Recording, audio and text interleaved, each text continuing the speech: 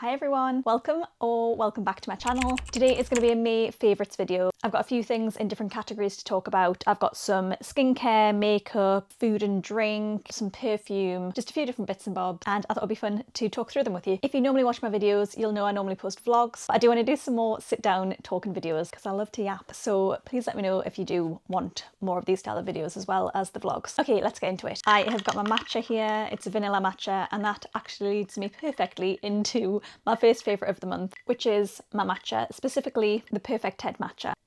Now this isn't necessarily just a May favourite, this is like an ongoing favourite. I'm a matcha girly, but it has still been a firm favourite throughout May, so I had to include it. You can get this in like Tesco, Sainsbury's, Holland & Barrett, Marks & Spencer sell it. I just love it. This is the brand that I always use when I make my matchas at home. I never used to like matcha, and I think just once I got used to the taste, I just became obsessed with it, and I absolutely love it now. I have one every single day, and it's like one of my favourite parts of my day is making my little matcha. I do like vanilla syrup in my matcha. I also want to get some raspberry and blueberry syrup as well to try that. But yeah, that is my first favourite of the month. And then in the same category, kind of food and drink, these tea bags. I love these tea bags so much, like I'm literally obsessed with them. They're the Marks & Spencer's Luxury Gold Shortbread Flavoured Tea.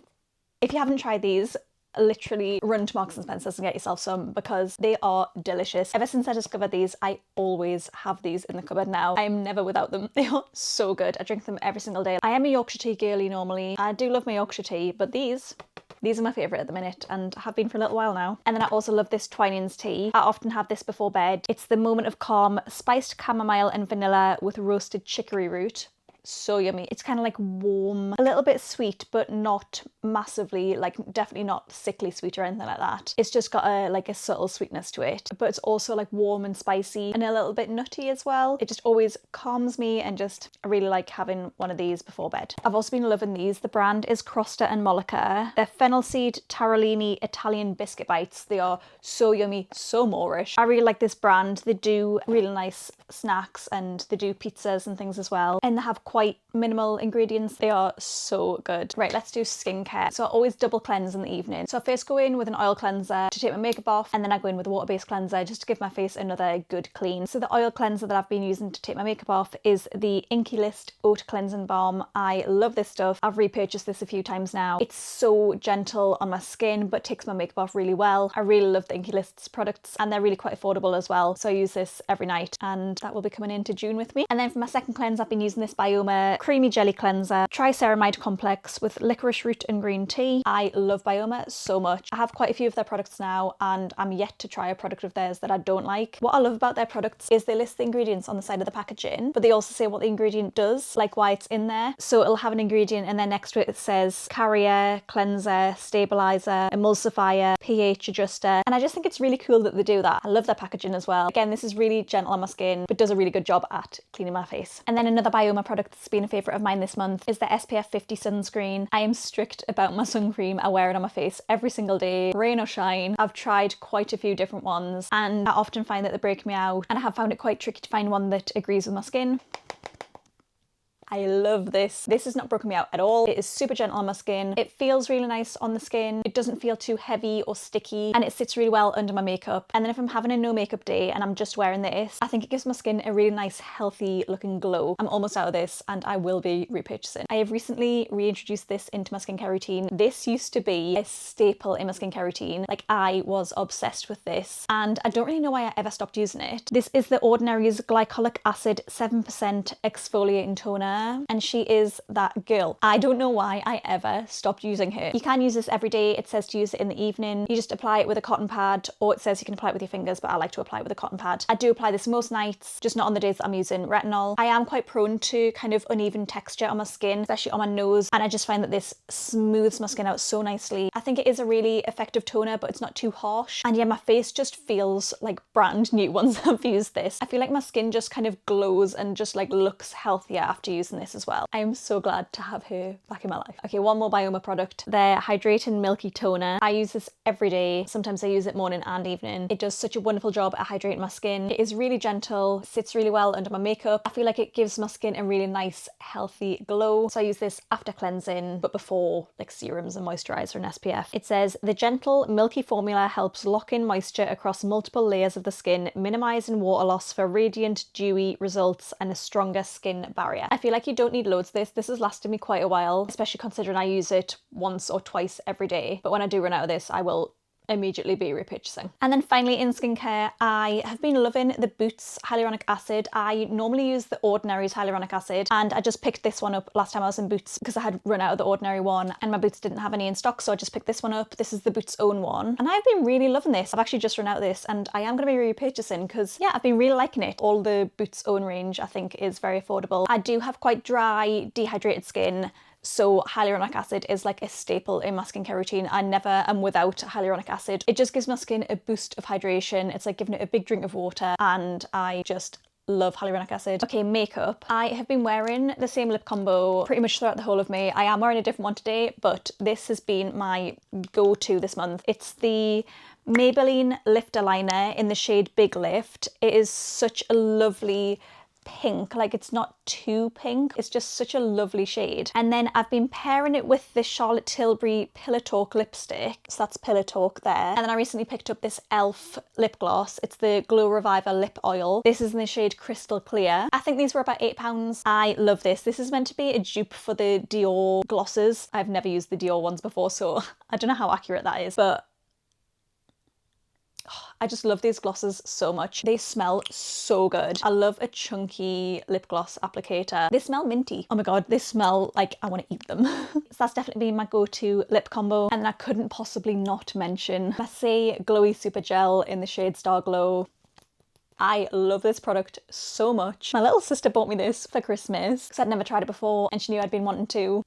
And I immediately became obsessed with this product. I love a glowy makeup look, and this is literally the perfect product. So my sister had bought me the small size of it and I went through the whole thing. So I've just repurchased it in the big size because I use it every day and this is going to be staying in my routine for the foreseeable. It is so nice. It gives such a like healthy looking glow. It's just perfect. It feels so nice and lightweight on the skin. I use this as like a primer. I do my skincare and my SPF and then I apply this and then I do the rest of my makeup, and then I also add an extra little bit of this at the end of my routine as like the final step because I just love the glow. This is definitely a staple in my makeup routine now.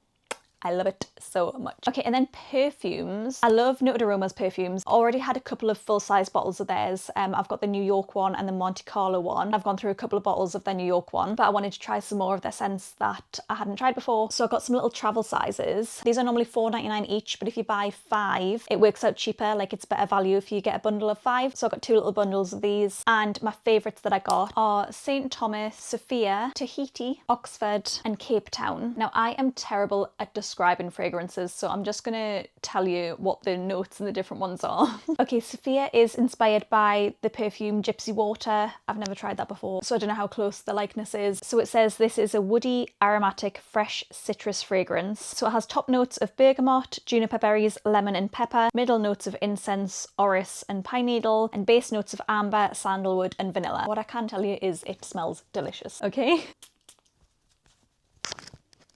Oh, that is unreal, and it's really different to any other fragrance that I've used before. So I've been loving that. Okay, Tahiti is inspired by the perfume Vanilla Vibes. Again, I haven't tried that one before. This one's top note is salt. The middle notes are vanilla absolute and orchid. And the base notes are tonka bean, sandalwood, musk and benzoin. Oh my god, that smells so good. You definitely smell the vanilla. It reminds me of like a beach holiday. Okay, St. Thomas is inspired by the perfume Virgin Island Water. I haven't tried that one either. It says this citrus fragrance for men and women helps recreate a hot summer's day on an exotic Caribbean beach. Stunning. Okay, top notes of coconut, lime, white bergamot and mandarin. Middle notes of ginger, yang yang, jasmine and hibiscus. And base notes of white rum, sugarcane and musk. Oh, that is so good. I feel like you really smell the lime. I also find with these perfumes that they last so long, like I'll spray them and then hours later I can still smell them. I actually noticed once that I'd sprayed it on my jumper and then the next day I could still smell it on that jumper. Okay, and then the last two, we've got Oxford. Okay, Oxford is inspired by Jo Malone's English pear and freesia. It's got top notes of pear and melon, middle notes of freesia and rose, and base notes of musk, patchouli, rhubarb, and amber. This is perfect for spring and summer. Oh my god, it smells so good. It just reminds me of springtime. You really smell the pear straight away. It is delicious. And then finally, Cape Town. So I think this might have actually been my favourite and most worn of the month, actually. This one is inspired by wood sage and sea salt, another one by Jo Malone. Now I have actually tried the Jo Malone one, and to me, they smell very, very similar. So this one has top notes of ambret seeds, middle notes of sea salt, and base notes of sage. It's very simple, very minimal. Oh my god, that is so good. The sea salt, it just smells delicious. I think it's perfect for spring and summer. I love it so much. So these have all definitely been a favourite of the month, but especially this one. Okay, and then this one doesn't really fit into any of the categories, but these incense sticks, I've been loving burning incense recently. I used to be an incense girly, kind of didn't really use it for quite a while, and I'm back in my incense era, and I am loving it. I picked these ones up from Holland & Barrett. I got a few different scents. I got patchouli, lavender, and these are the white sage ones. I love sage so much. I've actually got a little sage incense block burning, so I've been using these pretty much every day and I love them. I feel like it does make me feel very calm and grounded, and I love the smell of it. So I've been loving that. Also, another favourite this month has been my Astrid and Miyu hoop earrings. This isn't just a May favourite really, this has been basically since Christmas. These have been a favourite. I've worn them pretty much every day. I don't know if the camera's going to be picking it up. They're gold hoops, but they've got these little silver stars on them, and I just think they're so cute. I love a chunky gold hoop, and I just think they're really pretty. I think they're like the perfect size. They're like the perfect chunkiness, and I just really love them. And then also another favourite this month, I just bought these 3 necklaces. This Oliver bonus necklace I've had for years and I wear it most days, so that's just like an ongoing favourite. But these other 3 I bought from H&M the other day. So this little pearl one, this little gold like snake chain necklace, and then this little white beaded one with a little gold fish charm on, which I just think is so cute. So I've been loving these, and especially like all of them together, I think they just like go really well together, and I've just been loving them. In terms of TV and film, I watched Sing Sing this month, which I have been wanting to watch for ages. I'd seen Meg Hughes talking about Sing Sing, and I trust like anything she says when it comes to film, so I stuck it straight on my to watch list. And yeah, I finally got around to watching it, and it was incredible. It was so beautifully done. It was so moving. So it's about the theatre group at the real life Sing Sing prison, and it's about the men in the theatre group. There were some devastating moments. There were some very moving, heartwarming moments. It really touches on human connection, vulnerability, and how art can give you a sense of purpose and freedom. It's also beautiful in terms of the cinematography of it. Coleman Domingo is incredible in this. He gives such an incredible performance. It's shot on 16mm film, and visually it is just stunning. I loved how it's filmed. I loved the aesthetics of it. It was just incredible, and the ending, particularly the credits, had me in tears. If you've seen the film, you'll know what I'm talking about. It was just an incredible movie, and I'm so glad I watched it. And then a final favourite of the month, this one is very recent, I went to see it at the cinema yesterday, is the Wes Anderson movie The Phoenician Scheme. I love Wes Anderson movies. The Grand Budapest Hotel is one of my favourite films, so I have been eagerly awaiting the release of this film, and it did not disappoint. It was just classic Wes Anderson. I feel like if you like Wes Anderson, then you'll love this film. Obviously his style is so recognisable and iconic. It follows a wealthy businessman who embarks on a journey with his daughter, who is a nun, and a tutor to pursue a business venture whilst avoiding multiple assassination attempts. I feel like Wes Anderson movies are quite Marmite. You either love them or hate them. I am